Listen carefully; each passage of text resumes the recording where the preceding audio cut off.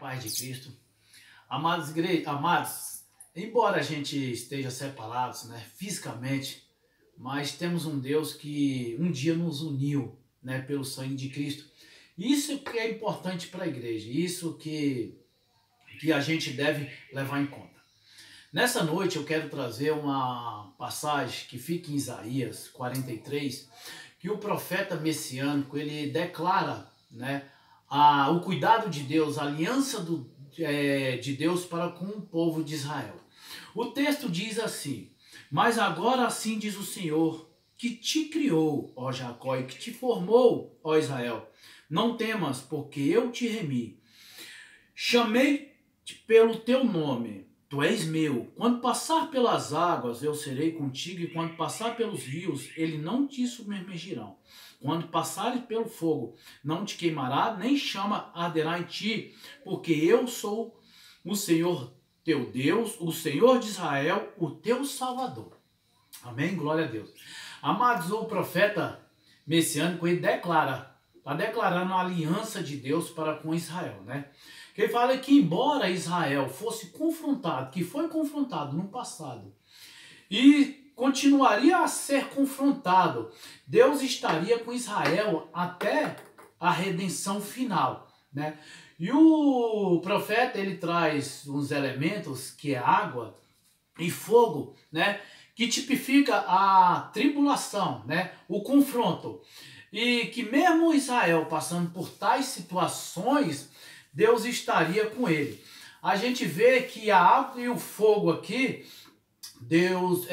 Isaías, ele faz, né, uma comparação com o favor de Deus, com a aliança de Deus, para lembrança do favor de Deus. Sabemos que em outras passagens, a água e o fogo, ela traz uma condenação, um juízo, como aconteceu, né, no dilúvio, através das águas, e Sodoma e Gomorra com o fogo, né, para destruição e condenação.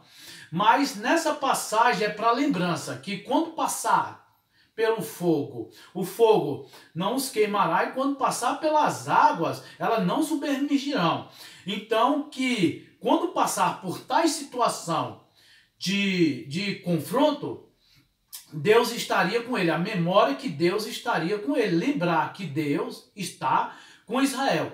Sabemos, amada igreja, que Deus, ele promete, Deus faz uma aliança e Deus faz Israel lembrar que eles passariam por determinada situação. Deus não isenta, nunca isentou o povo de Israel de não passar por tribulação. Ele diz que passaria, né?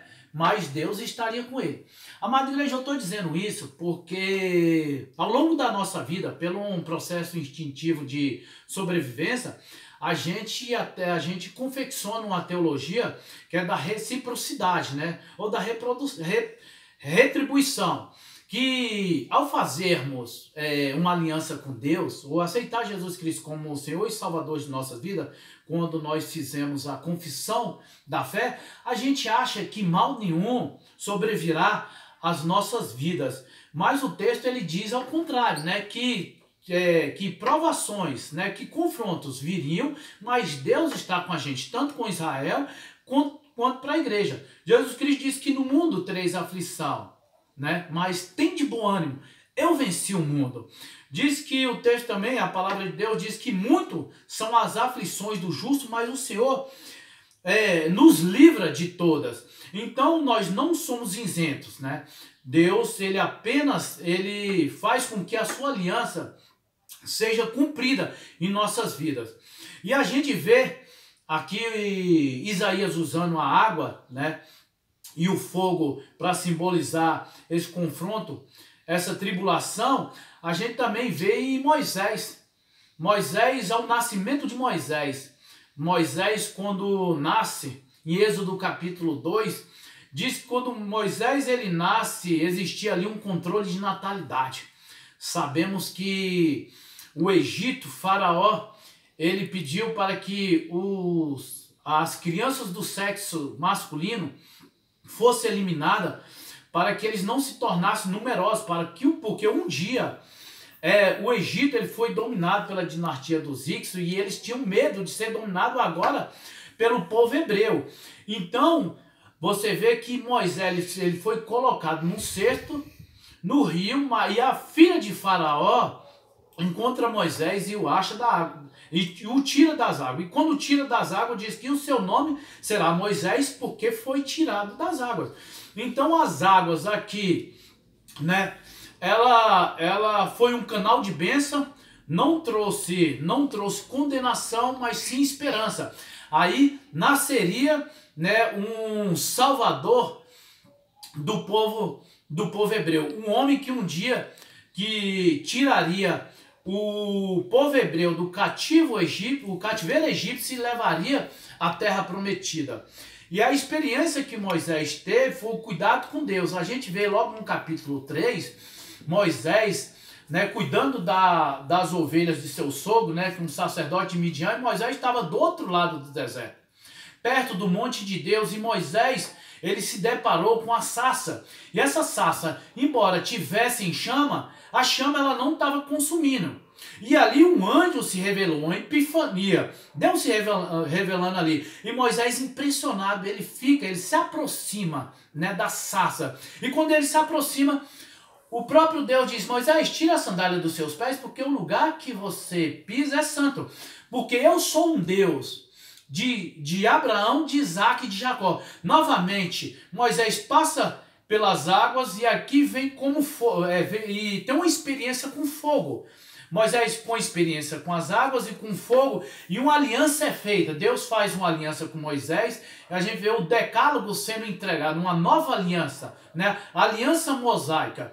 E quando Moisés tira o povo hebreu, né, do cativeiro egípcio, a gente vê que o povo hebreu ele tem um batismo nas águas, ele passa pelas águas, saindo, né, de uma condição de escravo para uma condição de livre, de povo de Deus.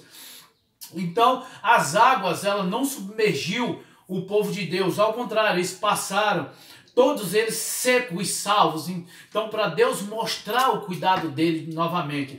Em tanto Moisés como o mar, e Josué como o rio Jordão. Josué, quando atravessa o povo de Deus rumo à terra prometida, eles também atravessam nessa mesma segurança. E, de novo, Deus se revelando, né, ao povo dele através das águas, mas mostrando o seu cuidado.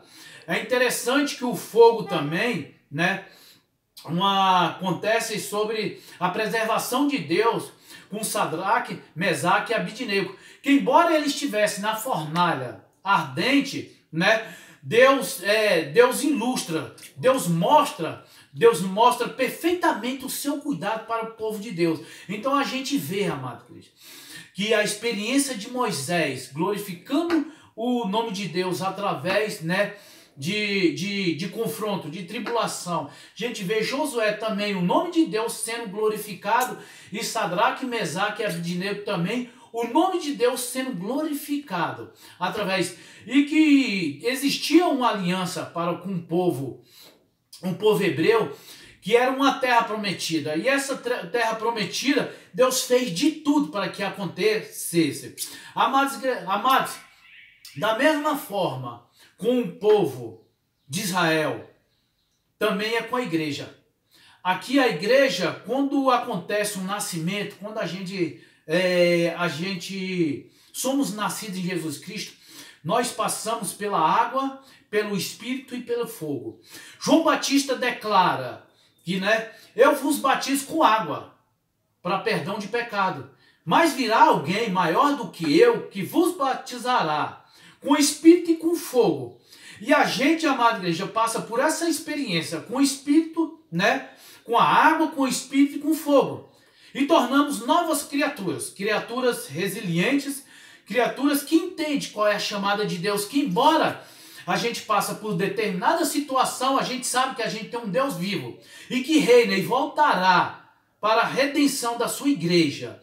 Um Jesus Cristo que tanto foi fundamento como fundador da igreja, tanto é o fundamento como fundador, que fez uma promessa que as portas do inferno não prevalecerá contra a igreja. A igreja passa por muitas adversidades, Mas sabemos que Paulo diz que as nossas leves e momentâneas tribulações serão transformadas em peso de glória, para que a gente não venha olhar para elas, para que a gente venha olhar para Jesus Cristo. Jesus Cristo. Paulo declara uma passagem muito interessante acerca da experiência de Paulo. É quando Paulo diz que conhece um homem que foi levado ao terceiro céu, ao paraíso. Se foi no corpo ou fora do corpo, não sabe ele, mas que viu coisas maravilhosas, coisas que não convém dizer ao homem. E para que ele não se ensoberbecesse, foi dado um espinho na carne. E Paulo disse, orei 3 vezes, roguei 3 vezes ao Senhor para que tirasse esse espinho. Mas Deus fala com Paulo, Jesus Cristo fala com Paulo, Paulo, a minha graça te basta, porque o meu poder se aperfeiçoa na sua fraqueza. Deus não isentou Paulo da tribulação, não tirou o espinho da carne. Sabemos que Paulo passou por diversas adversidades, mas o poder de Deus se aperfeiçoava dia após dia na vida do Paulo, assim como na vida de Paulo, em nossas vidas, na igreja. Estou dizendo isso, amados, porque a igreja passa por um tempo de tribulação. Temos uma epidemia, né? Uma doença que está assolando não só a igreja brasileira, mas a nação brasileira, e as pessoas acham que Deus não está vendo isso. A igreja está com um sentimento de impotência, que achando que não pode fazer nada, mas temos um Deus poderoso, que um dia fez uma promessa à nação de Israel que daria a terra deles, uma terra prometida, e cumpriu. E temos um Deus que fez uma promessa para a igreja brasileira, que daria à igreja brasileira nações por herança, para ser alcançada, para serem evangelizadas. E sabemos que o nosso Deus, amada igreja, ele fará tudo para que isso seja cumprido. E as portas do inferno não prevalecerá. Que mesmo a gente achando, nós com esse sentimento de impotência, temos um Deus que ele se aperfeiçoa em nossas fraquezas. E quando achamos que somos fortes, que achamos que estamos fracos, aí é que estamos fortes, porque Deus cumprirá a promessa dele. Que mesmo molhado pelas tribulações, e mesmo chamuscado pelo fogo que tenta nos consumir, vamos passar por essa situação, louvando e glorificando e exaltando o nome de Deus e alcançando as nações, e a igreja de Deus, a igreja brasileira, ela glorificará e as nações renderão ao Senhor. E diante dessa situação, muitas pessoas vão ver o poder de Deus, a declaração o mover de Deus diante dessa situação, e se renderão ao Senhor Jesus Cristo para a honra e glória do Senhor, em nome de Jesus. Amém.